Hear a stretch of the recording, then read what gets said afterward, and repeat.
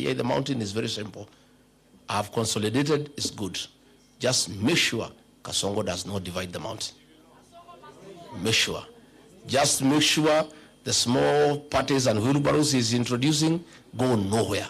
Rigiji has a beef with William Ruto because he removed him from office, and therefore he should just help us to remove Ruto and anoint somebody else.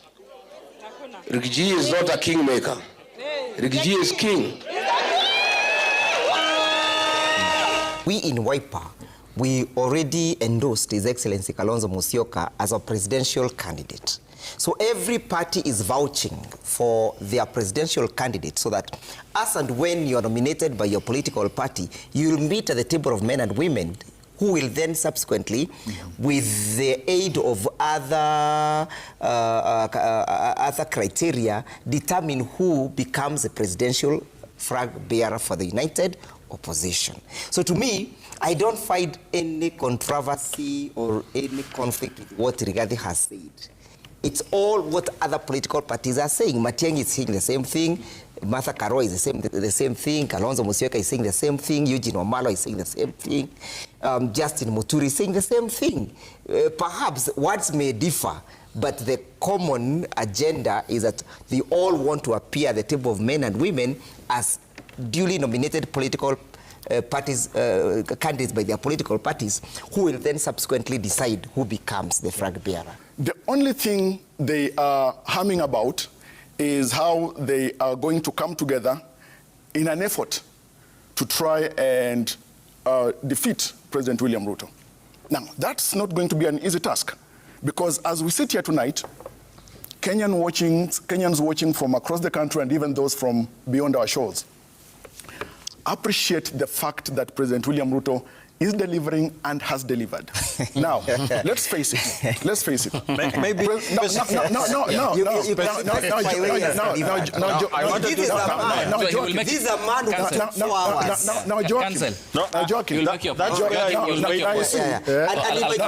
might want to refer to him as the outgoing president, so that we understand the person that we are addressing. So, Council, before you proceed, so let's have some order and stability so that we allow each other to express their submission. Yes, please. Now, in 2022, His Excellency President William Ruto went across this country, and in fact, I remember even that time, and even after, with the concurrence of Senator Malala here, President William Ruto engaged citizens of Kenya, and after that engagement, developed a manifesto. Today, President William Ruto, 4 years on, is delivering blow by blow on all the points and pillars that are titled the plan to the people of Kenya. When you look, for instance, and all these are thematic issues, whether you look at matters in infrastructure development, whether you look at matters healthcare, matters education, etc., even foreign policy. Now, for instance, as a matter of fact, no presidential candidate, even those and from the parties that even they represent here, has even spoken a single idea about how they are contemplating and their thoughts and processes about Kenya's foreign policy. Today, when you look at even matters national security, do you know that for the longest time, President William Ruto is the only president presiding over national security so effectively that we've never even had a single terror attack in any major town in Kenya. Now, look,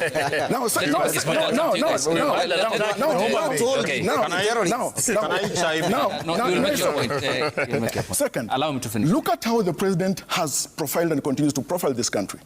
Beyond Kenya being the only country in sub-Saharan Africa designated as a major NATO ally, look at the issue of bilateral relations and engagements and agreements that are benefiting Kenya in matters technology, with China. In 2025, President Sua in China. You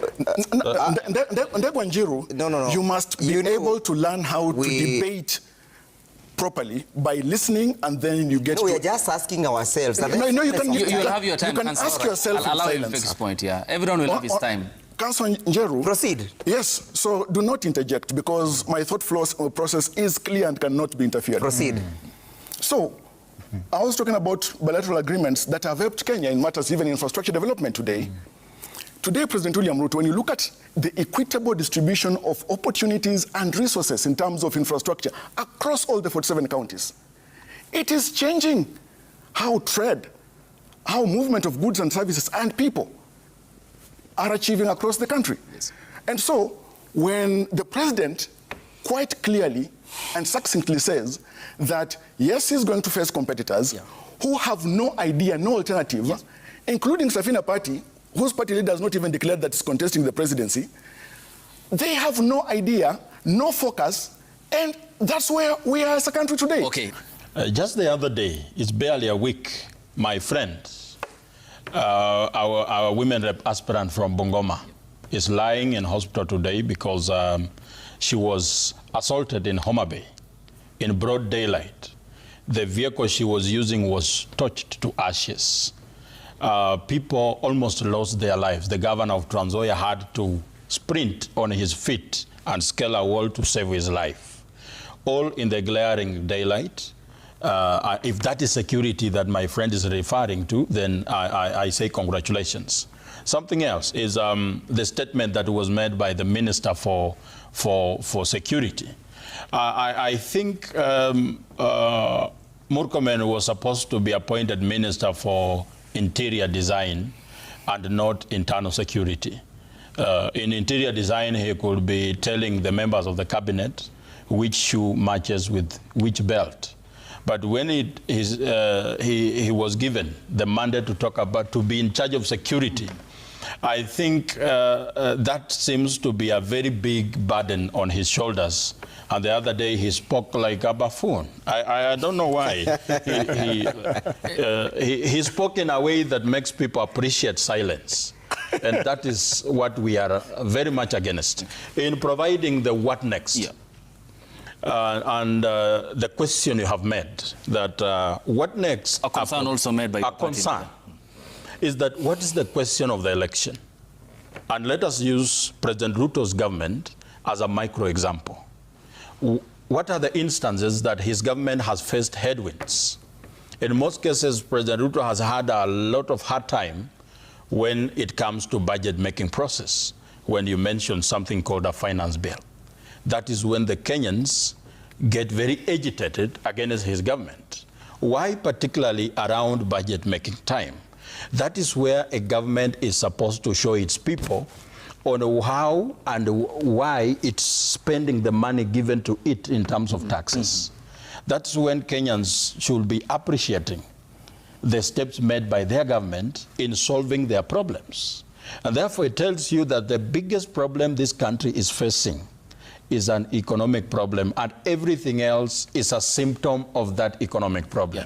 Yeah. And given that you have mentioned that, so before I go to Cleo and the council, where does your party leader, who has decried the qualities of the political players within the arena wholesale, fall in the move towards then the attempt to remove the president from power next year? It's important to appreciate unity. Yeah. But it's also important to appreciate unity on what? And once we have described the problem, once we have answered the question of the election, who is the best answer to that question?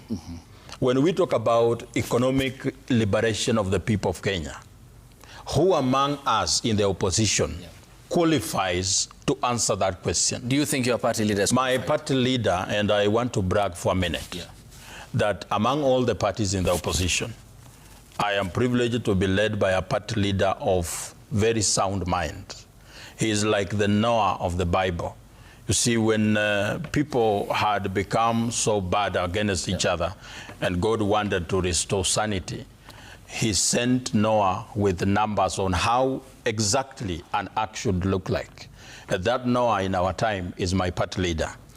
I would not want to say this, but majority of the people in the opposition start biting their own tongue when they are tasked to explain what they will do after William Ruto. Okay. And just as I finish, before you give my other friends, is that this call that has come upon us, it calls for all of us to introspect and gauge ourselves. I know in all the members of the opposition, and you realize that when we talk about Kenya, the focus is so much on opposition because William Ruto is known what he stands for. Yeah. Pilferage of government resources. He stands for pain of economy. He stands for increase of prices at the pump and high cost of living. Now, it is therefore the attention of the people focusing on the people who are saying they want to offer an alternative. Okay. I was the custodian of the Kenya Kwanza Manifesto as the Secretary General. You remember, I was appointed controversially into cabinet, and my role was very simple: to follow and execute the implementation of the plan.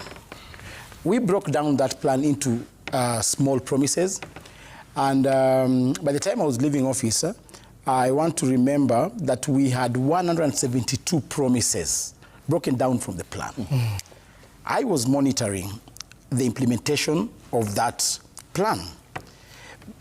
But even before we went into the substance of the plan, William Ruto lost his mind, went to the streets, started killing young people in this country, abducting them.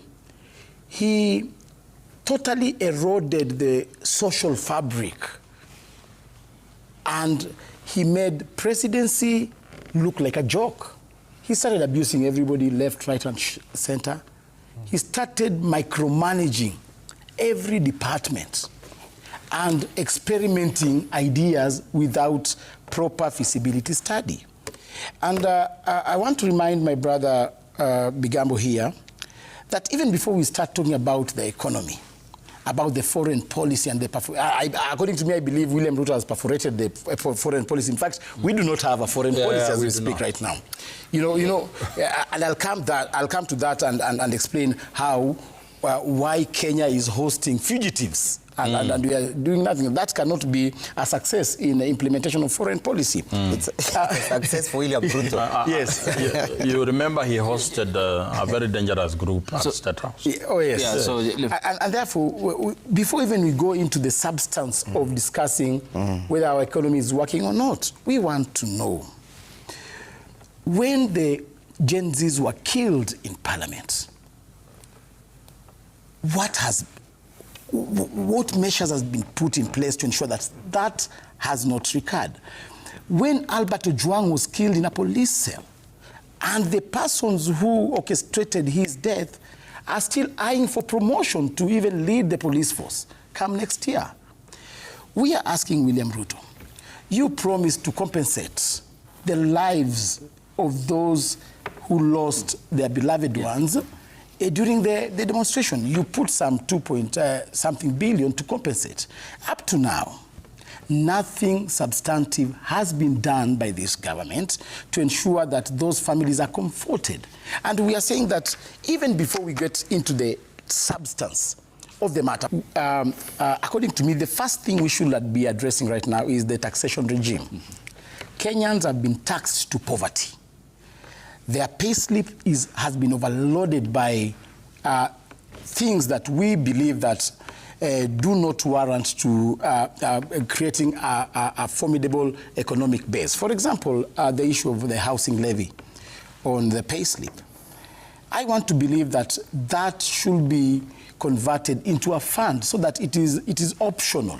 It is not, you cannot tax people to build houses that they do not require. So first of all, we will be pushing for removing this load on the people's payslips. Issue of sending William Ruto home is no longer a discussion of whether, when, or if. It's done that the people have decided that they are going to vote him out. Therefore, the only conversation left among all of us in the opposition is to provide the what next. Because as we all appreciate unity, unity must have a purpose, that we are uniting on this particular agenda. And I have kept giving this example on many occasions, and I want to take this also to give an example.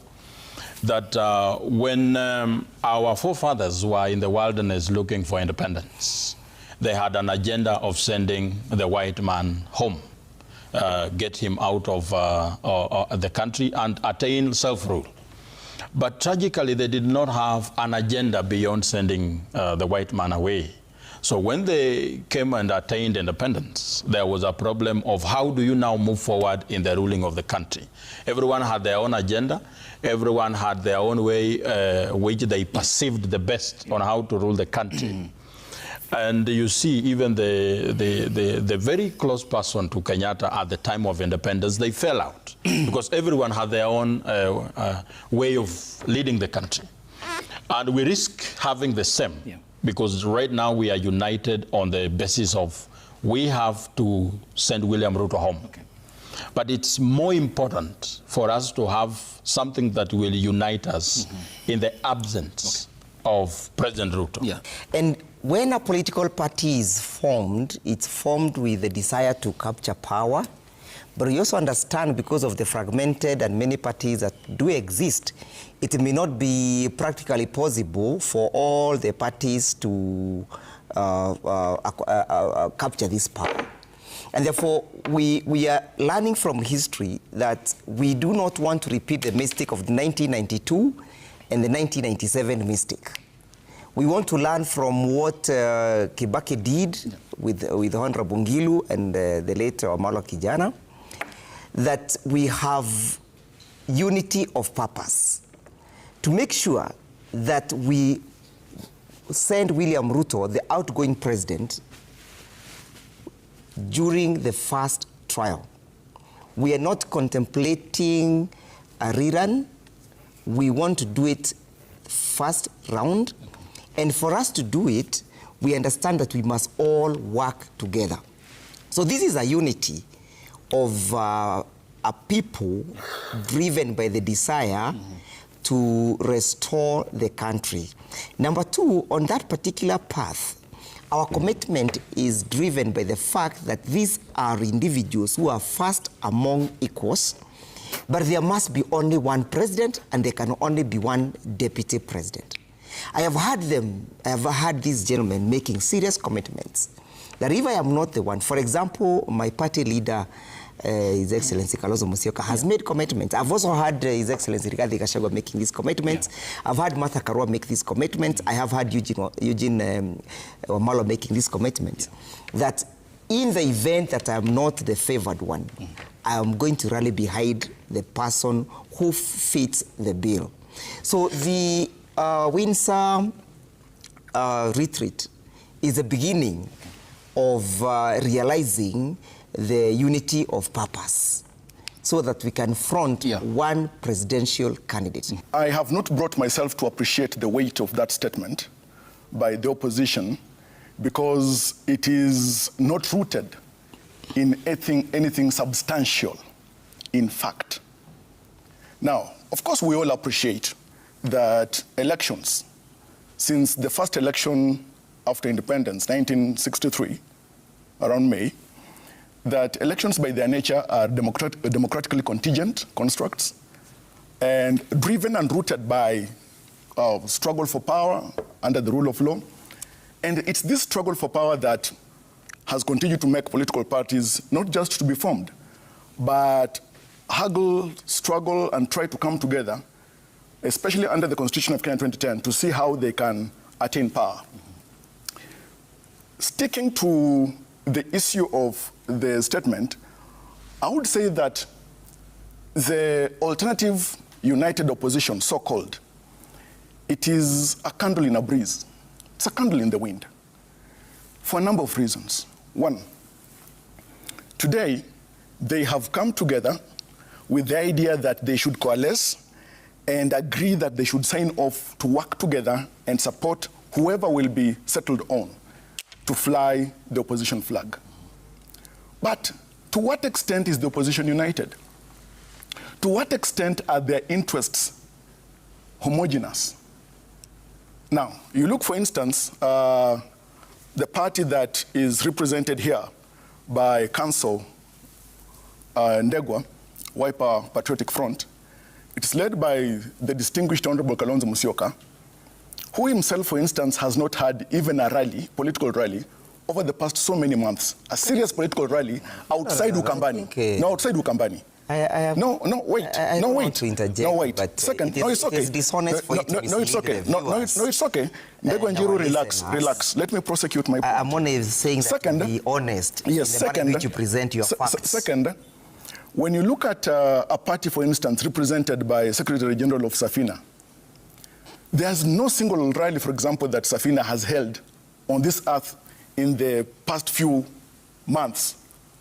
Now, Sifuna itself now remains an ark floating on the waters or the floods of nothingness, just hanging on the coattails of the banner United Opposition. Now, it is okay actually for the United Opposition, so-called, to come together. But their interests cannot be united, they're not homogeneous. Okay. Now look at, for example, DCP, represented on the panel tonight by distinguished Senator Honorable Cleophas Malala, a very distinguished and politician who actually, factually, as a matter of law, is, of course, the party leader of DCP, because, let's face it, on the basis of Article 75, Sub-Article 3, yes, upon the impeachment of Rigathi Gachagua, he cannot and will not hold public office. So when Rigathi Gachagua says, for example, that he will sign off if at all is not elected, yes, Rigathi Gachagua cannot be the party leader of DCP. That's until... yes, but you see, no, look, listen, he remains impeached. Allow him to make his point. He remains impeached. So, okay. And remember, look, when we are talking about democracy and elections, we should stick ourselves to matters the rule of law. Now, we cannot have political parties anchored in the rule of law, and on the sides, they're pursuing issues that are remote to the rule of law. So it's a problem also prophesied by your party leader. Yes, Deputy Party Leader. First of all, I want to remind my good brother here from Busia that we exist within the limits of the Constitution. The Bill of Rights is very clear that every person, every Kenyan has got a right to belong to a political party. But be it as it may, I also want to remind my brother Bigambo here that, yes, Rigathi Gachagua is deemed to have been impeached, but the same constitution gives him the right to remain, to explore appeal mechanism and exhaust all of them. As to where we are right now, we are still in the Court of Appeal. He's still pursuing his ropes of justice, and therefore we believe that as to when that matter is settled, and even as it is being adjudicated in the corridors of justice, Rigathi Gachagua still remains to be our party leader. And you know, a political movement goes beyond the limits of these legal frameworks. And therefore, we are saying that Rigathi Gachagua, and I can tell you for now, whether impeached or not, or is not impeached, whether he's in Kenya or he's not in Kenya, whether he's asleep or awake, he remains to be the party leader of the movement, because people converge in an ideology which is enshrined in a person. And we believe that DCP party, we are converged in ideologies that were born from the party leader, and we believe that be it as it may, Rigathi Gachagua still remains to be the legitimate party leader of DCP. Okay, allow us. Yes. Let me just weigh in on that aspect of qualification of His Excellency Rigathi Gachagua. In response to that. Yeah, because this is a constitutional provision which we cannot argue about, because no wishes or aspirations may amend Article 99, Clause 3 of the Constitution. It provides that a person is not disqualified unless he has exhausted all the possible and the possibilities of appeals. To the extent that His Excellency Rigathi Gachagua has launched an appeal in the Court of Appeal, he still remains eligible to vie for any office whatsoever under the sun as long as he's vying it within the jurisdiction of the Kenyan Republic until he exhausts the appeal. So this misleading information, I know it would work very well for the people that Bigambo holds brief for. But the fact of the matter is that the law is clear that he remains eligible. So that then we are saying that he becomes an integral part in these negotiations. Grant the fact that he's a leader of a political party, yep, which is gaining momentum, yeah, in the mountain. Okay. Now, Ayub, a rider here. As a matter of fact, Ayub, the reading of the Constitution must be done conjunctively, not disjunctively. You cannot pick out Article 99 alone and hang on to it as though your life belongs to it. Now, look. So which other article should we have? Now, for example, for instance, yeah, you understand that he has lodged an appeal. It's called the rule of harmonization. I know. So therefore, tell us how we harmonize this provision of the Constitution. As a matter of fact, when we are interpreting the Constitution, we are not interpreting here. No, look. Tell us which one are we harmonizing. Listen, Council.